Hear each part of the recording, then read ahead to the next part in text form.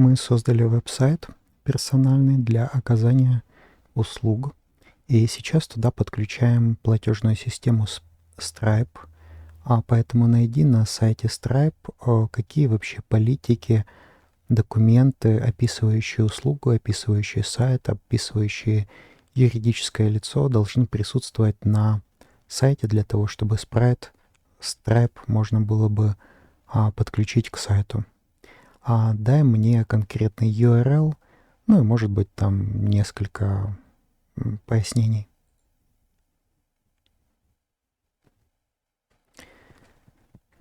Для этой задачи попробую впервые использовать Хайку 4.5 от Cloud.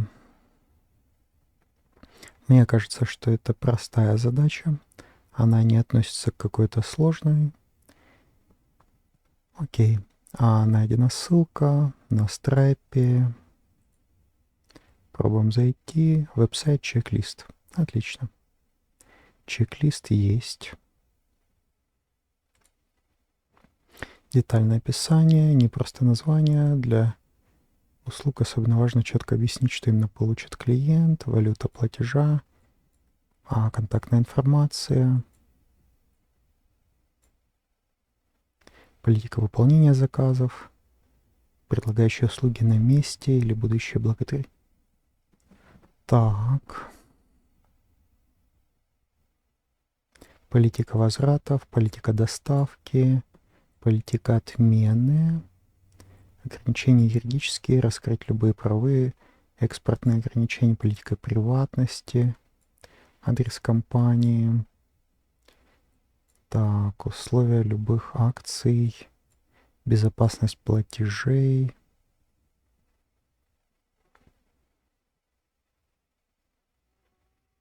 Логотипы. Мне нравится, что нашел Хайку, и поэтому я, наверное, даже буду продолжать с ним, не переключаясь на Sonnet. Сделаем Ctrl-P. Да, включу визуализацию мышки и визуализацию клавиатуры. Так, и мы просто сохраним как этот документ, сайт как документ, чтобы...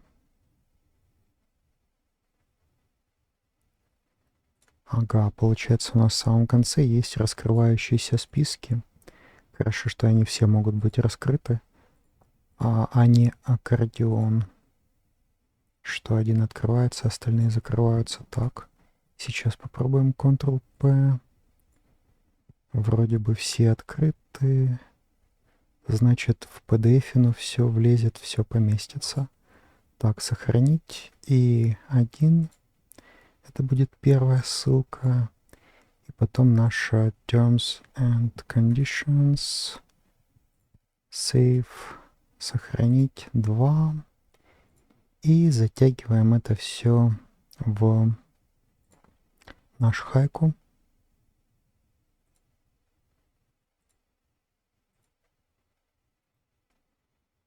Так, копировать. Вставить. Проверяем, что вставилось 2 файла. И надиктовываем. Наш сайт состоит всего лишь из 2 страниц, и они предоставлены в PDF-файле. Проанализируй, пожалуйста, требования Stripe и создай документы. Нет, для начала предложи план документов, которые ты предлагаешь еще составить, исходя из того, что требует Stripe, и исходя из того, что есть смысл добавить на сайт, чтобы пройти проверку Stripe.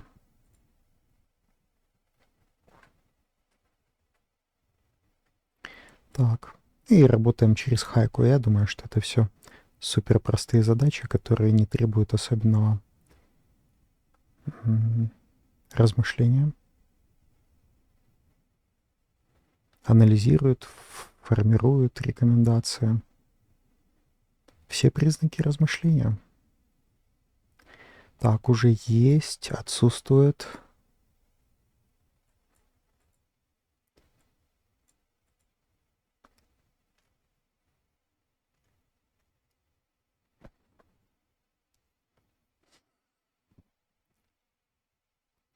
Окей, хорошо.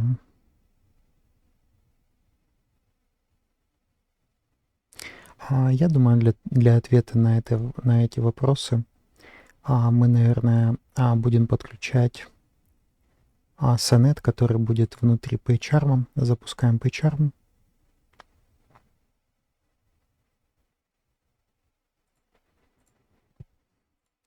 Давай сейчас ты будешь давать поэтапно задачи для агента, который занимается разработкой нашего кода, и будешь давать задания по одному за один раз, то есть с чего надо начать, что ты предлагаешь сейчас сделать. Составь техническое задание для агента, который должен проанализировать наш код и ответить на вопросы, допустим, по privacy policy, что мы собираем, что как используем. И дай ему требования Stripe, потому что он не знает, что Stripe требует. То есть вот это полностью чистый агент, который знает, что такое код, как он выполняется и как он работает на нашем сайте, но у него нет представления о том, что требует от нас Stripe. Поэтому дай ему, пожалуйста, полные достаточные исходные данные о требованиях Stripe и дай ему задание, что он должен ответить тебе, чтобы ты сформировал эту политику.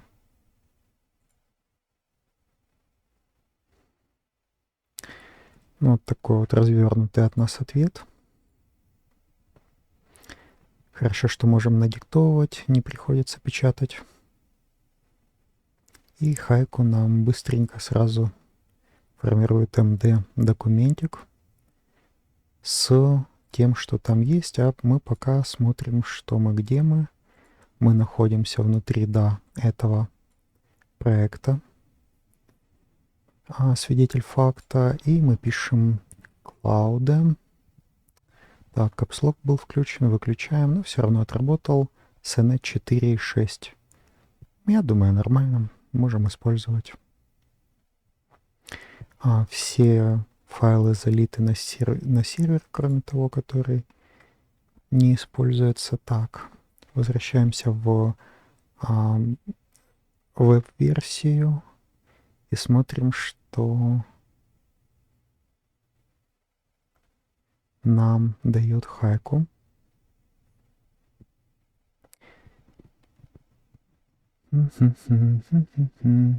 Собирается в формах заказах, результат.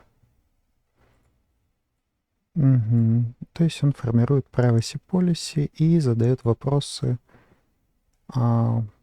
нашему разработчику Cloud-коду.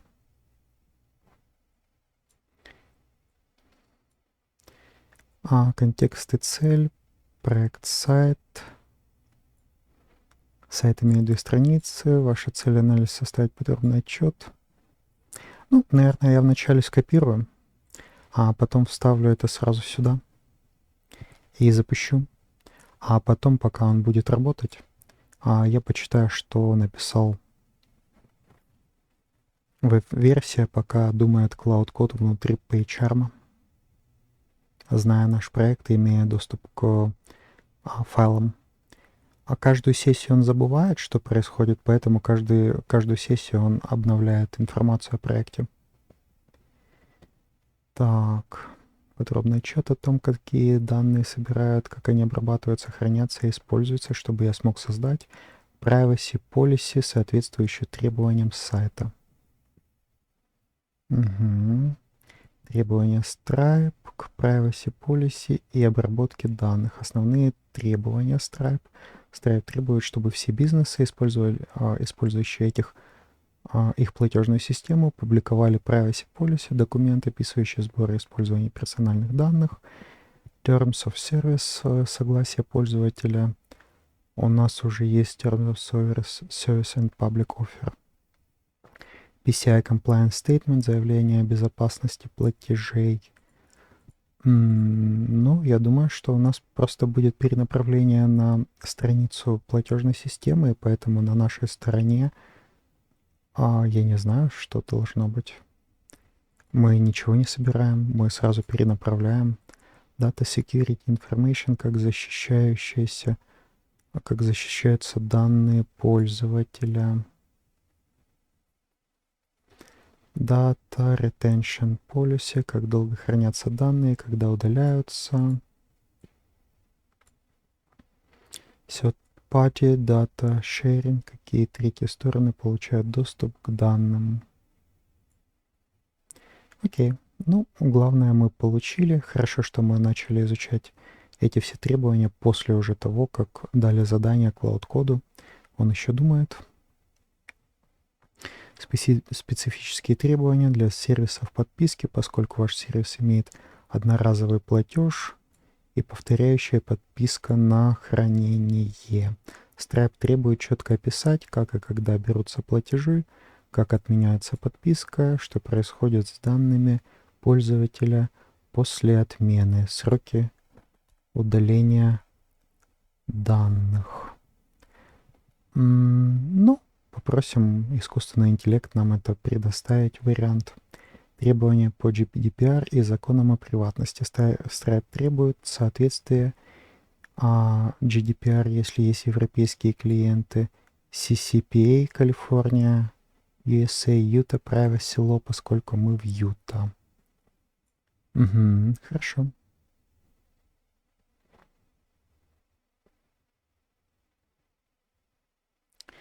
Так, мы получили какой-то ответ от нашего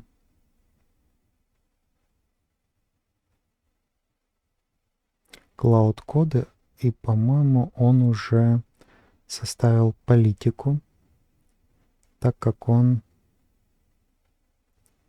понимал это.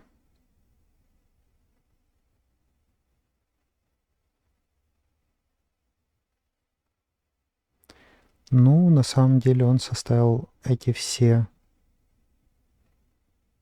вопросы искусственный интеллект, даже хайку, самый базовый, наверное, лучше, чем любой человек бы это мог сделать. То есть робот спросил все, что необходимо для страйпа, и второй робот ответил. А я бы такое не придумал спросить, и я бы такое не придумал ответить. То есть я так понимаю, что у меня нету третьих сторон. Я бы ответил, наверное, нет третьих сторон. А оказывается, наш же сервис где-то находится. Так, скопировать ответ Cloud Code, вставить в Cloud AI веб-версию, Enter.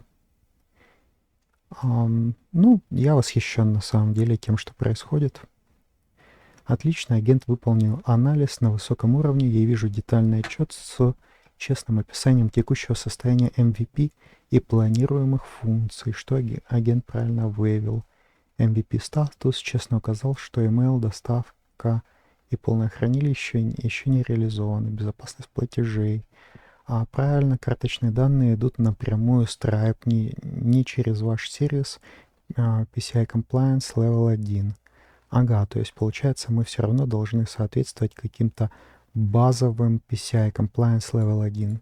Нет базы данных, work, statements, данные не сохраняются на вашей стороне. Ну, кстати, вообще отлично. Я же могу действительно не сохранять данные. Хостинг на Cloudflare указал, что Cloudflare собирает IP, User Agent в logs. Нет маркетинга, аналитики, Google Analytics и прочее отсутствуют. Но я, кстати, думаю в будущем добавлять.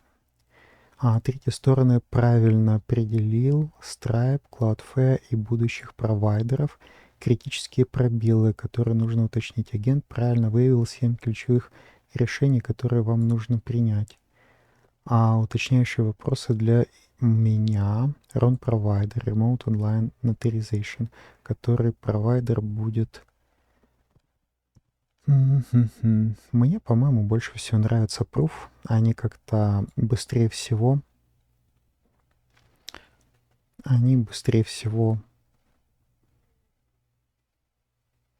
работают, быстрее всего к ним как-то доступ получается.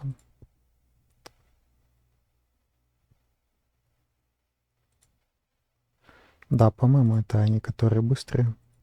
Вначале напишем proof, А потом, если что, мы их заменим на какого-то другого провайдера. Email Service Resend или другой провайдер, где находятся их серверы. Нужна рассылка на их Privacy Policy и DPA. 2.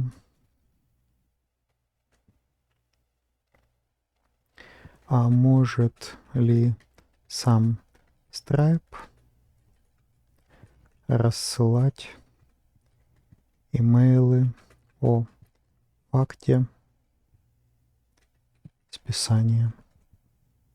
Хранилище Evidence Package Cloudflare R2 рекомендую уже в экосистеме AWS S3. Другое. Хранилище.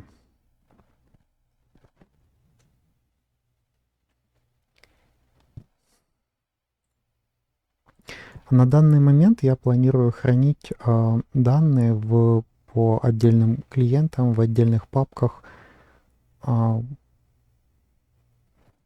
Google документ, обычный Google документ. А сейчас я просто говорю о том, что я создал эти документы, я их сделал видеофиксацию, я проверил, записал лог-файлы, хэш записал в отдельном месте и просто храню там, где храню. Вот, то есть для меня, я считаю, что нету необходимости создавать какое-то секретное зашифрованное хранилище. Я храню у себя. Если кто-то ко мне вторгнется, то, соответственно, он нарушит закон. Вот, от этого никто не застрахован, даже секретные хранилища. Поэтому на данной стадии MVP я пока что буду хранить просто в облаке на Google Docs. А то рекомендуют нам делать какие-то слишком сложные движения для MVP. Сразу разворачивать облаком с виртуальными машинами, это нам пока что не нужно. Срок хранения после refound. Сколько дней Evidence Package остается доступным после refound?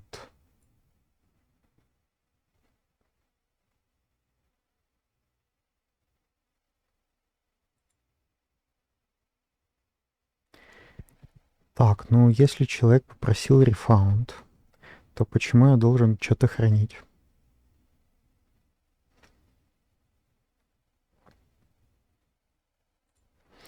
Если человек попросил refund, то какие у меня есть основания что-то хранить? То есть он вначале взял кучу моего времени, сказал, что он покупает услугу, я ему оказал услугу, потом он забрал все деньги обратно, я ему еще должен предоставлять какое-то время для хранения или перехода. Нет, я считаю, что у меня нет обязательств по хранению. Если человек запросил refund, то в момент, когда он запросил refund, я уже имею право удалить данные по нему, потому что они никак не оплачены. Нету оплаты хранения, нету оплаты моих услуг, поэтому у человека лишается права на доступ к этим материалам. И в случае, если человек все-таки хочет получить доступ к этим материалам после рефаунда, то у него есть месячный период для того, чтобы получить доступ к этим файлам, скажем, за $1000.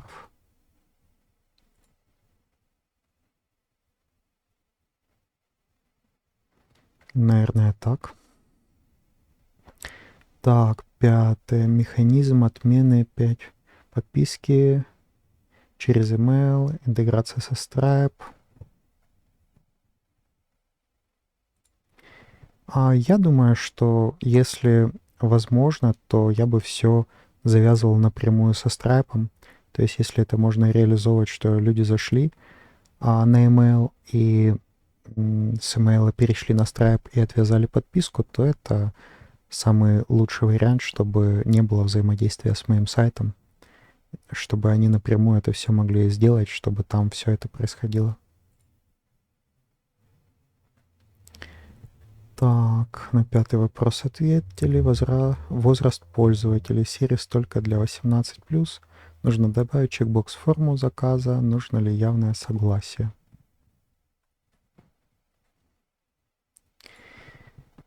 Я не до конца знаю, какой возраст заключения гражданско-правовых договоров в штате Юта. То есть, если у человека есть право приобретать для себя права и обязанности, подписывать обычные договоры оказания услуг, то я считаю, что такой человек имеет право заказать такую услугу. То есть если есть гражданский кодекс Юты, который определяет возраст, когда человек имеет право заключать гражданско-правовые договоры в своих интересах, то я бы указывал именно этот возраст. Если есть там какие-то, ну, я не знаю, там 18, это 16 лет, это 14 лет, это там 12 лет. А если, допустим, нужно дополнительное согласие родителей, то там, допустим, чекбокс о том, что родители дали согласие на заключение этого договора, что он оформлен в интересах этих людей. Вот, ну, то есть как-то так я бы делал. Я не люблю ограничивать людей, дискриминировать по возрасту. По-моему, это неправильно. Если уже в древности там с 8-10 лет люди работали, то почему они не могут купить какую-то услугу, если они уже работают и зарабатывают деньги? Для меня это не до конца понятно.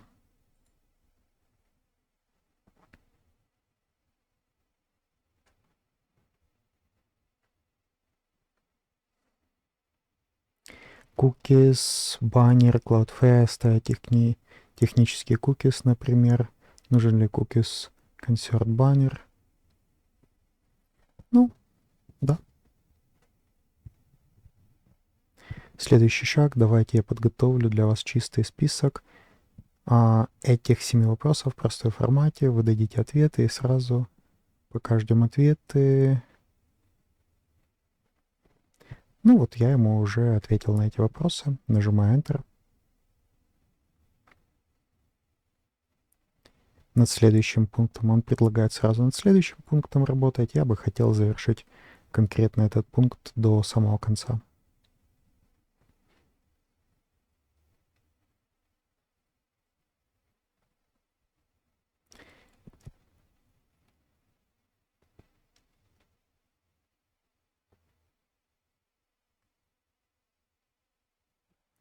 Так, отлично, спасибо за прямые честные ответы. Это помогает. Я вижу вашу философию, честность, практичность, минимализация, усложнение на MVP этапе. Есть два уточняющих вопроса перед тем, как я напишу privacy policy. Уточнение Stripe, email receipts. Вопрос, планируете ли вы использовать встроенный Stripe email receipts или рассылать письма самостоятельно через Resend. Контекст Stripe может автоматически отправлять квитанции об оплате на email клиента. Это происходит без вашего участия. Сам Stripe сам управляет этим. В этом случае для privacy policy нужно упомянуть we use Stripe built-in receipt. Да. Первое. Да. Три варианта. Stripe Receipt только самый простой. Stripe Receipt плюс ваше письмо через Resend с Evidence Package ссылкой. Нет, только ваше письмо через Resend без Stripe. Рекомендация вариант 2. Stripe пусть отправляет ресип по оплате. Вы отправляете письмо со ссылкой на Evidence Package разделение ответственности. Нет, только Stripe. Уточнение номер 2. Stripe Customer портал для отмены подписки. Вопрос. Вы хотите, чтобы клиент отменял $5 в месяц через Stripe Customer портал или по-прежнему через email запрос? Что это значит? Вариант А. Stripe Customer портал. Клиент нажимает ссылку в письме. Stripe портал видит свою подписку, отменяет сам. Вам не нужно ничего обрабатывать. Я хочу это, хорошо, для privacy policy. Снижает нагрузку на вас, требует небольшой интеграции. Вариант Б, email. Клиент пишет на контакт. О, нет. Более контролируемо. Я не хочу контролировать. Я хочу, чтобы все автоматически случалось вне моего участия. Мы же веб-кодеры. А как только вы ответите на эти два вопроса, я создам финальный. Так, хорошо. Мы ответили уже, так что создаваем. Самый облегченный вариант, где нету дополнительной зряшной нагрузки на бедного несчастного человека, у которого всего лишь 24 часа в сутки и очень низкая пропускная способность выполнять задачи. Так. Он подводит итоги, что мы ответили. Я считаю, что правильно все.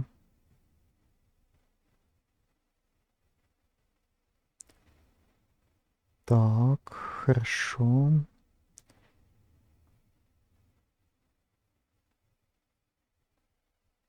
Важное уточнение про возраст для полиси. Я напишу, что возрастные требования указаны в Terms of Service, но мне нужна одна быстрая проверка. Вопрос, какой минимальный возраст вы хотите указать? Самый безопасный, стандартный или меньше согласия родителей? Я рекомендую 18+, для простоты, но это ваш выбор. Если 18+, я пишу... ну хорошо, пусть будет 18+. Но он уже начинает создавать, поэтому мне некуда на самом деле написать это. Если я нажму сейчас Enter, то это прервет. Вот как интересно здесь реализовано.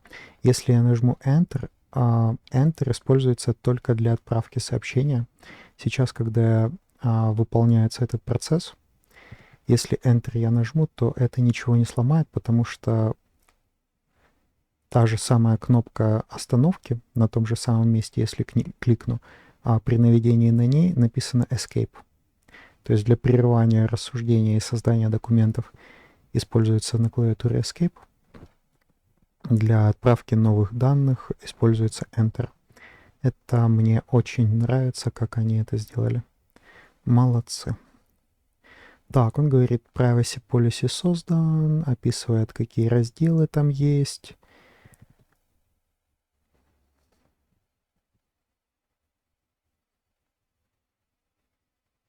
Сейчас я ему 18 плюс лет пользователей. И я еще дополню, что факт witness оставляет за собой право сохранять документы пожизненно с целью понимания, кто уже был ранее клиентом сервиса, но клиенты имеют право запросить удалить свою информацию, и в случае, если согласно законодательству США или штата Юты это необходимо будет сделать, то это будет выполнено. Европейских клиентов не планируется на этот момент, то есть планируются клиенты только США Юта. Вот, если это что-то меняет в тексте, то поменяй это в тексте. Так, вырезаем и вставляем, что 18 лет, и вот это то, что надиктовали. Privacy Policy, и, наверное, мы его как-то попросим написать это текстом. Отлично, это важное уточнение. Сейчас переделаю Privacy Policy с этими изменениями. Изменение 18+, вместо Utah Law Age, пожизненное хранение документов для идентификации повторных клиентов, вместо удаления USA Utah только убрать GDPR части, так как нет европейских клиентов. Право на удаление клиент может запросить, если требуется законом. Сейчас распаковываю и редактирую. Я его сейчас остановлю. Я хочу этот документ текстом. Этот документ выведи, пожалуйста, текстом. Он мне не нужен именно docx форматом. Это я буду загонять программисту Cloud Code в PageArm для создания этого документа, поэтому текстовый вариант этого документа мне будет наиболее подходящим для использования. Да, спасибо. При этом ты можешь сделать HTML разметку этого документа. Это будет хорошо, потому что, скорее всего, это будет HTML документ для сайта, который будет удобно читать. Да, спасибо. Вот, да, так что мы его направили, что это мы не хотим где-то.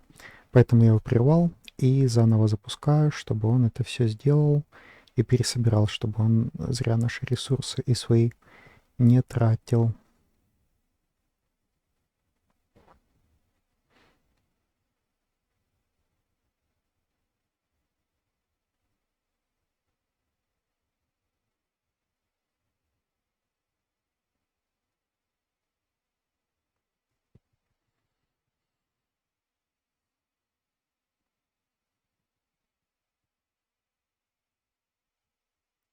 Так, и пока пообщаемся с Cloud кодом. Сейчас мы составляем privacy policy. А как ты считаешь, куда есть смысл в структуре наших документов разместить этот документ, как его назвать и откуда должны вести ссылки на него? С каких сайтов? Ну, пока что там создается документ, пока что пообщаемся с другим нашим агентом и отправляем в PageArm вот этот запрос, потому что нам надо сделать ссылку с главной, с индекс HTML. И я бы думал, что еще нужно добавить перелинковку между terms HTML и второй вот этой вот политикой. Я думаю, буду ждать такой ответ от Cloud кода.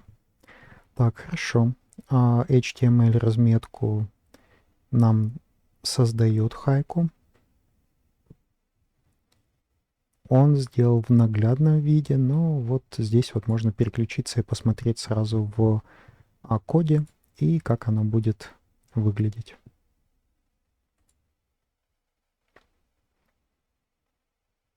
Выглядит достаточно аккуратно.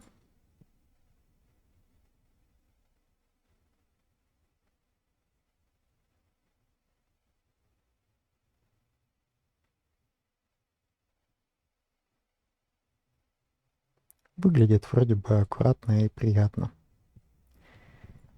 Что надо будет еще добавить? Контактной информации. Нужно сделать будет этот email рабочим, ну и может быть там какой-то телефон для связи. Возраст 18+. Удаляется после отмены подписки, сохраняется пожизненно для идентификации под. Сохраняется хранение данных.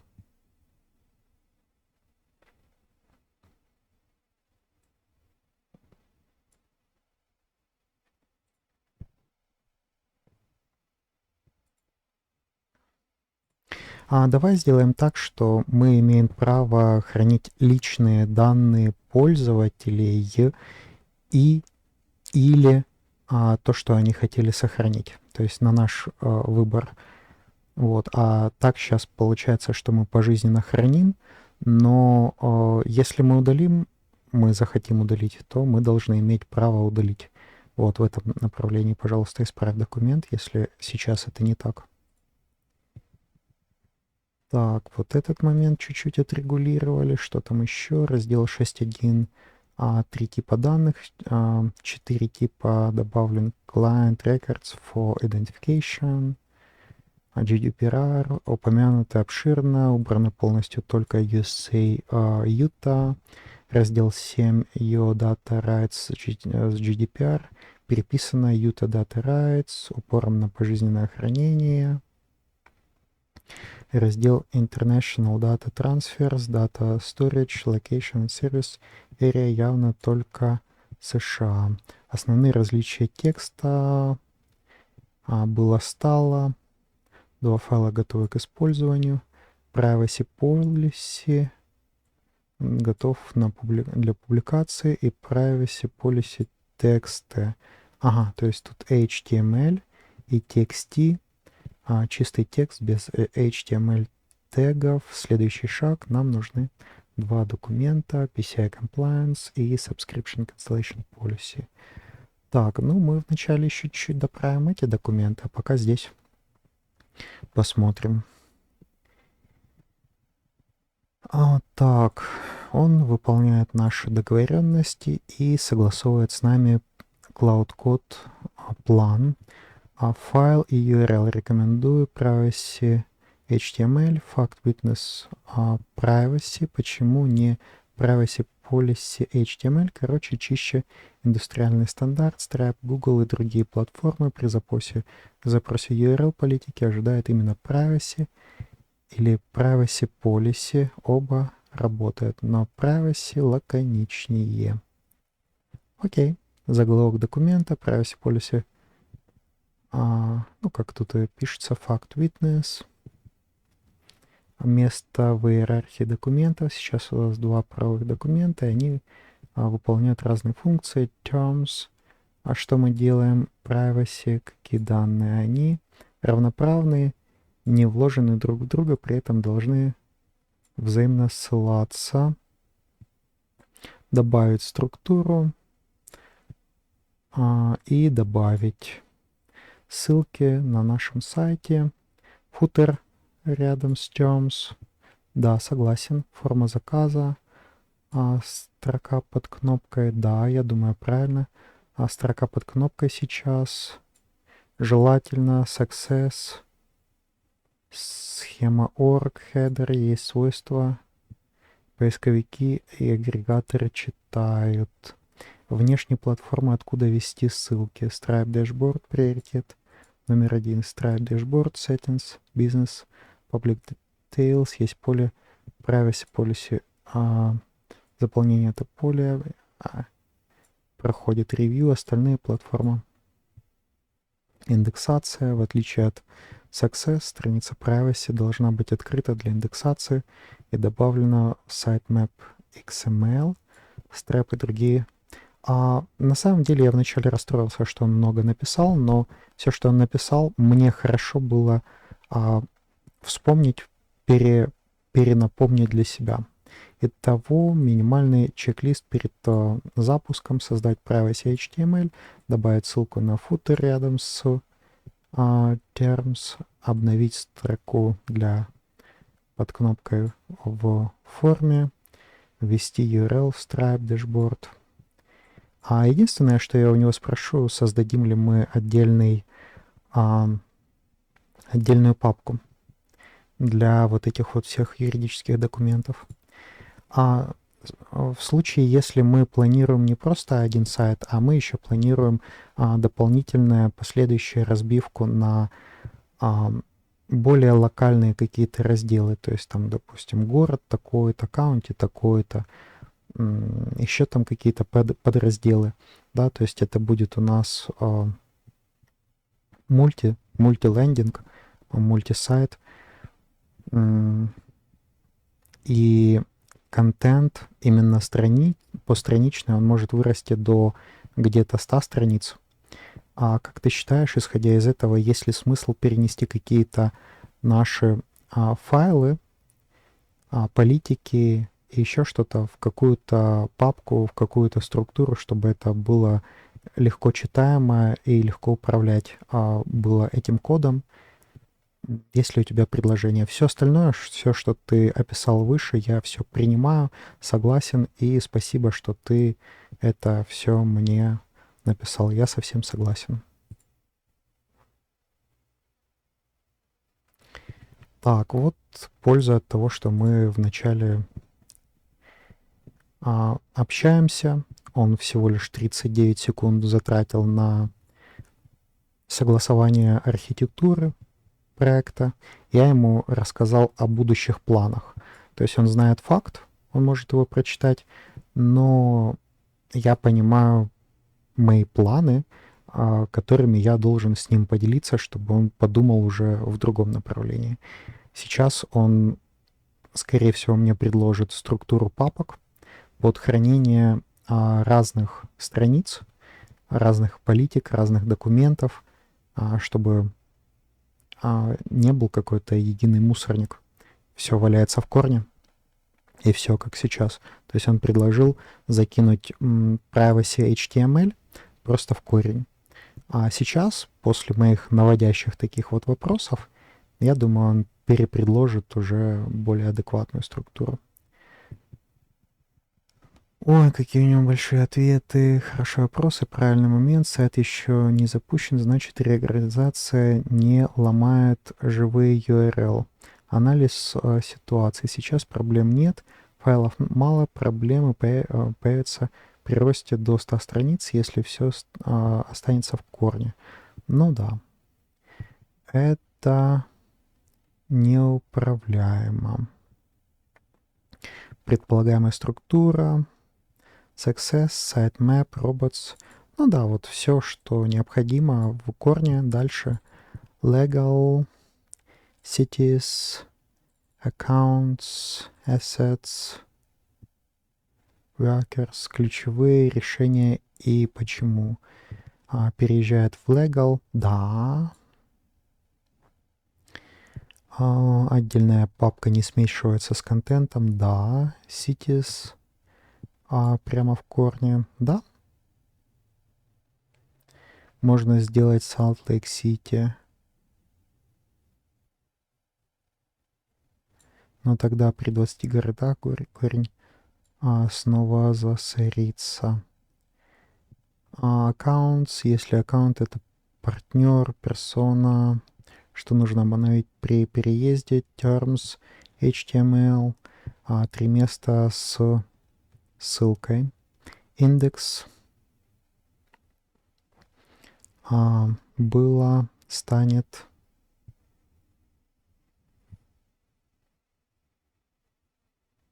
ну да, да, да. То есть terms HTML переезжает, поэтому его просто переносят.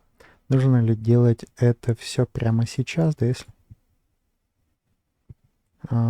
переехать до запуска бесплатно, после запуска редиректы, обновление Stripe. Окей, перенеси, я бы сказал. Ну, да, можно просто нажать табуляцию, и он предложил окей, перенеси terms HTML, legal и создай privacy HTML. То есть поменять структуру, и я бы еще создал, наверное,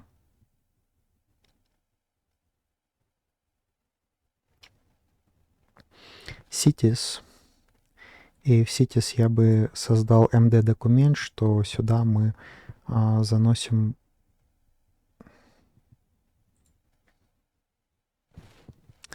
так, home, создай папку cities, надиктовываем.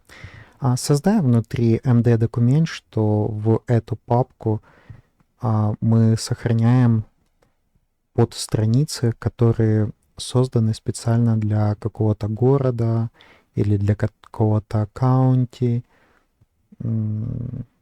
Вот, чтобы было понятно, что туда складывать. И, соответственно, в дизайн документа новые файлы, которые создаются, мы вносим. Ну и sitemap тоже вносим этот файл. Хотя нет, sitemap не нужно вносить, но в дизайн документа нужно. Ну или что ты скажешь, нужно ли это вносить в sitemap? Мне кажется, что не нужно. Вот, мы это надиктовали, вырезали, вернулись. Нажимаем Enter и запускаем ему вдогонку. То есть он, насколько я вот тестировал, он по-умному поступает. То есть он не забывает задачу, которую он выполняет. он продолжает ее выполнять до конца, и только когда уже выполнил, то переключается на следующую задачу, а мы уже запулили эту задачу сюда, чтобы не надо было там где-то хранить, что-то еще там. То есть он, выполняя первую задачу, может задать дополнительные вопросы. И мы тогда сможем на дополнительные вопросы сразу ответить здесь, опять заново надиктовав ему ответы. А потом, когда он эту задачу первую выполнит, то он уже приступит к выполнению второй задачи. Фактически к созданию там новой папки и описывающего документа MD-документа. Так, создаю оба файла одновременно.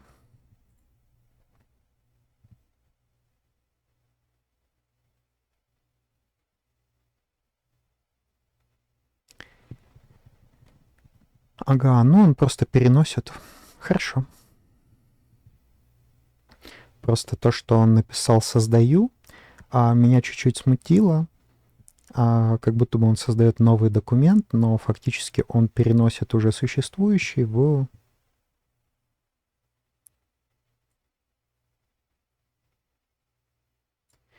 Ага, он переносит, обновляет. Вот, хорошо, что мы с ним договор подписали. Как с ним работаем? План.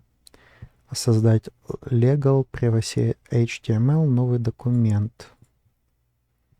Так, сейчас он что делает? Это у нас что за документ? Privacy. Так, а мы что? Privacy policy.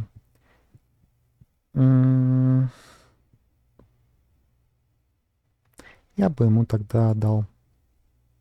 А вот проект документа, который я сейчас тебя прошу просто внести. Ты его с одной стороны внеси, но если у тебя есть какие-то предложения к нему после того, как ты уже создашь документ именно в такой редакции, то я буду рад услышать твои мысли, если они будут, что что-то не будет нравиться Stripe, или что я, как собственник сайта, не защищен этой политикой. Мы с тобой можем пообщаться по этому поводу, если у тебя есть мысли по этому поводу. Если все хорошо и все нормально, если это соответствует Stripe и соответствует моим интересам, то можешь это не обсуждать со мной. Так, это вырезаем. И вот идем в самый конец, в самый низ. И здесь мы нажимаем троечку, что мы не согласны с планом. Ой, нам, получается, надо вставить то, что мы сейчас.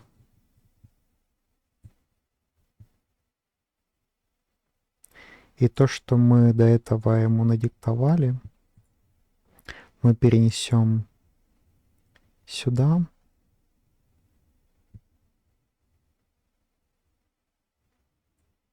Он что-то не выделяет. Копировать, выделить, вставить. Ага, получилось. Так, и здесь это необходимо удалить, потому что это был наш второй запрос. Так, выделением здесь не удаляется. Пробуем встать сюда. Мышкой что-то не становится. Тогда идем, физически удаляем. Наклацали просто стрелочками и удаляем бэкспейсом. То есть он хотел создавать privacy policy, который у нас создан уже в веб-версии, и поэтому мы должны ему предоставить эту privacy policy, которую мы создали. Так, а теперь документ наоборот. Ага, окей. Перешли, вставили, Enter. Дали ему более правильный вариант privacy policy, чтобы он уже знал, что мы хотим. А то он, ну, как мог, составил, а тут мы уже выверяли этот документ, вносили какие-то правки, то есть общались по этому поводу. То есть я считаю, что он такой более более правильный, более выверенный. Хорошо, смотрим, что он дальше будет предлагать и делать.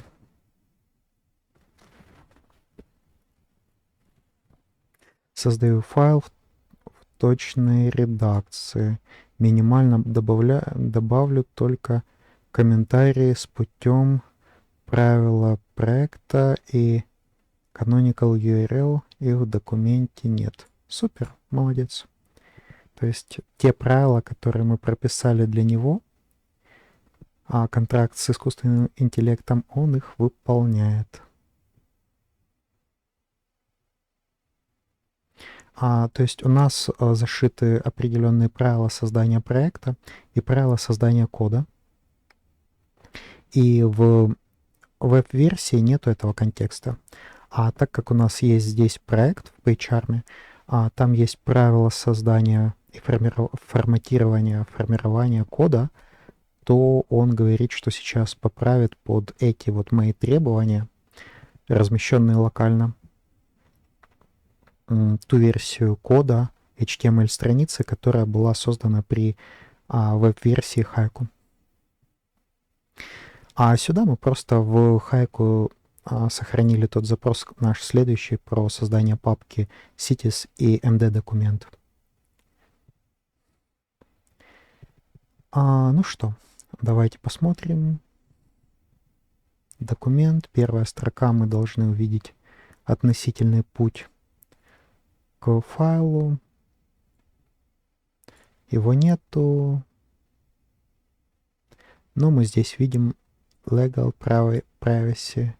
Вот есть, да, legal privacy HTML. Все супер, да, все как я прошу. Идеально. Тогда мы клацаем единичку, и он очень большой. Молодец. 317 строк кода. Так, что он здесь меняет? Индекс HTML перепрописывает правильные ссылки на перенесенный документ. И здесь тоже везде переписывает ссылки на перенесенный документ в дополнительную папку. И здесь прописывает новую ссылку. Sitemap XML. Remove, что он удаляет? Ага, да, окей, да, удаляй. Получается, он действительно не перенес этот файл, а там создал новый, а вот этот старый он удалил. То есть ему так было проще работать. Я не против такой стратегии. Так тоже можно. Пусть будет так. Так, он написал что-то много. Все готово. Итог. Legal terms, legal privacy, index HTML. Форма, footer, sitemap, terms HTML старый удален. Теперь мои задачи по документу 3 момента, которые стоит иметь в виду. Google Cloud, Storage, раздел 4, Proofcom. Это провайдеры указаны конкретно по имени. Если вы в итоге будете использовать другой storage, например, Cloudflare, который логичнее при вашем стеке, или другой RON провайдер, документ надо будет обновить до запуска. Пока все висит на вас, как на владельце. Если Stripe при проверке зайдет на страницу и видит Google Cloud Storage, а по факту там Cloudflare R2, это несоответствие. Но пока все в полном соответствии. Раздел 6.2, Recovery Option. Пункт If you need your files back after deletion, you may purchase recovery access for...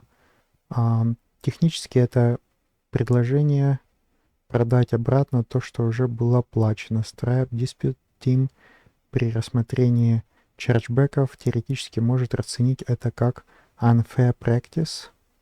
Не критично для прохождения ревью, но если клиент когда-нибудь подаст диспют с формулировкой "They deleted my files and want to restore it", это неприятная ситуация, подумайте, нужен ли этот пункт вообще.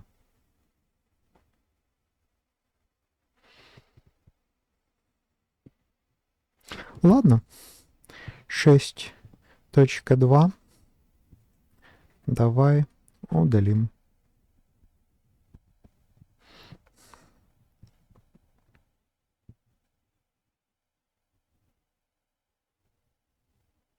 Или 6.2. Зададим ему вопрос. Ну ладно. Да, спасибо. Удали.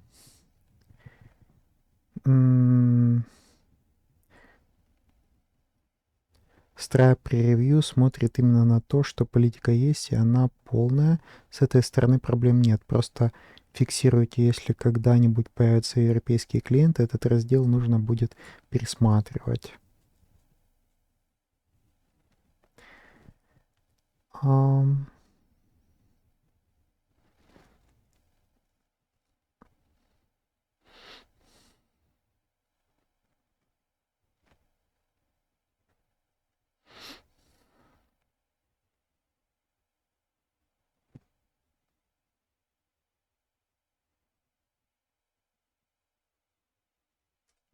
Хорошо, да, спорный пункт удалим. Чтобы не было дополнительных каких-то рефаундов, там, complaints, жалоб. Удаляю секцию 6.2, перенумеровываю, а также обновляю ссылку. Ну, супер, молодец. Да, так что классно, что нас обслуживают два искусственных интеллекта. Haiku и Sonnet. Haiku 4.5 и Sonnet 4.6 внутри PyCharm. Готово. Хорошо. Теперь обнови Legal Terms, добавь ссылку на Privacy. Ну, давай. Хорошо. Он предлагает задачи, которые нужно выполнить, и я, в принципе, с ними согласен. Теперь нужно обновить везде все ссылки.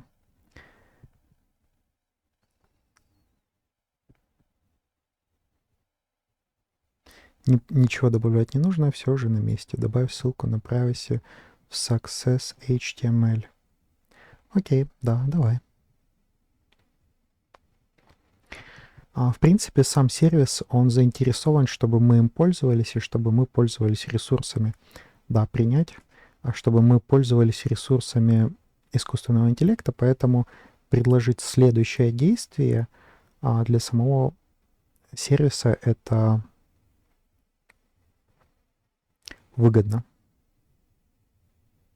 Так, закоммить. Нет, не закоммить, а вот это еще создай. Теперь мы вырезаем из Haiku и вставляем в PyCharm то, что мы хотим досоздать структуру, которую мы уже обсудили. То есть пока он помнит, что такое cities, какая логика, то мы можем легко и быстро ему сказать, создай эту папку и опиши MD-документ, зачем эта папка создавалась. Потому что если будет перезагрузка, то он забудет все, что мы обсуждали. И мы потеряем просто нашу работу, токены и время. А так мы быстро приземлим.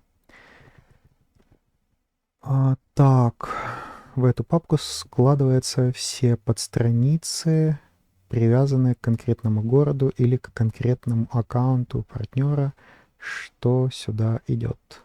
Хорошо. Мне нравится, пусть создает. Так, Project Design, Legal and Cities. Супер. Он умничка. Да, обновляет Project Design MD. Это фактически экономит нам кучу времени на безмозглые какие-то решения. То есть он помнит больше, держит в контексте важное, но не перегружается. Так, здесь он добавляет Project Design, назначение файла.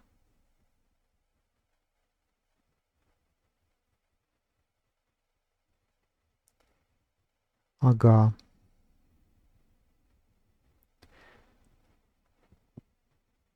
Ну да, он коротко в 2 строчки описывает каждый документ. Я считаю, что это коротко и хорошо. Каждый раз меняет версию документа. Хорошо, что есть робот-помощник, который это может делать, потому что вручную это делать крайне дотошно, муторно. Так, по сайтмэпу вы правы, но с уточнением.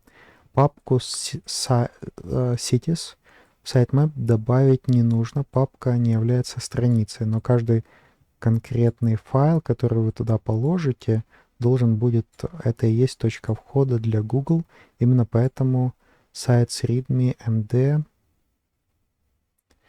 в чек-листе стоит пункт «Добавь URL» в sitemaps, то есть не сейчас, а в момент создания каждой новой страницы. Окей. Так.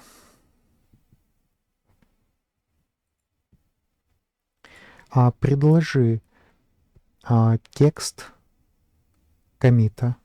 Коммит я сделаю самостоятельно вручную через интерфейс PageRama. Вот, так что попросим ему его сделать не сам коммит, потому что он сделает это все через командную строку, и это будет для меня менее управляемо. Я хочу вот сюда вот зайти в коммит и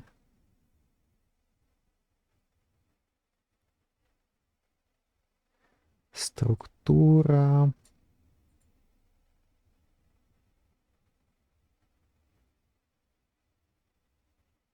Ну окей, обнови memory. Я так понимаю, что у него есть память о проекте локальная, которую он пишет там в Windows, что-то там Cloud Code, и вот конкретно название вот этого проекта Fact Witness.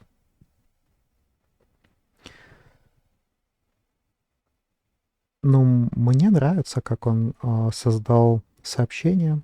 Здесь все красиво описано. Первая строка дает коротко понимание обо всем.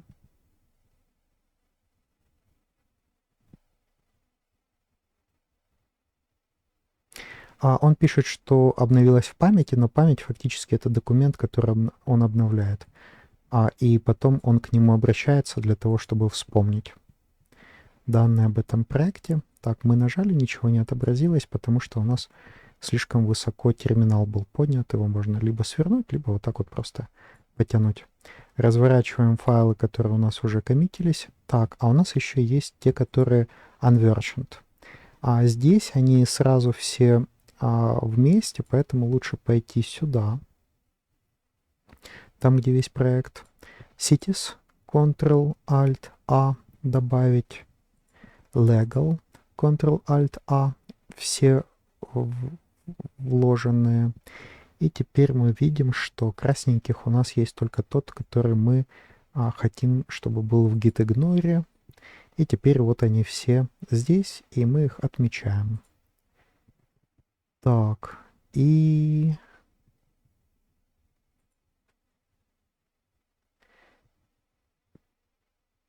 как-то растянуто сообщение некрасиво. Я не знаю, почему сломалось форматирование. Тут какие-то лишние энтеры. Возьму, нажму Ctrl-Z, Backspace и попробую нажать не Ctrl-V, а Ctrl-Shift-V. Paste as plain text. Нет, все равно разбито. То есть там есть какие-то служебные символы, которые делают вот эти вот энтеры между происходящим, между строками.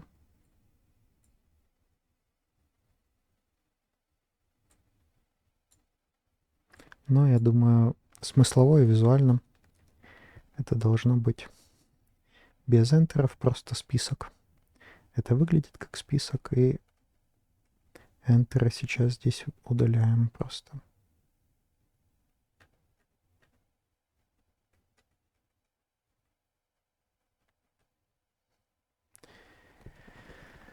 Вот, это уже очень аккуратно.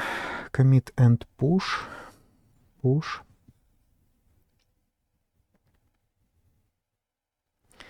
Так, запушилось. А теперь это автоматически где-то минут через 5 должно отразиться на самом сервере.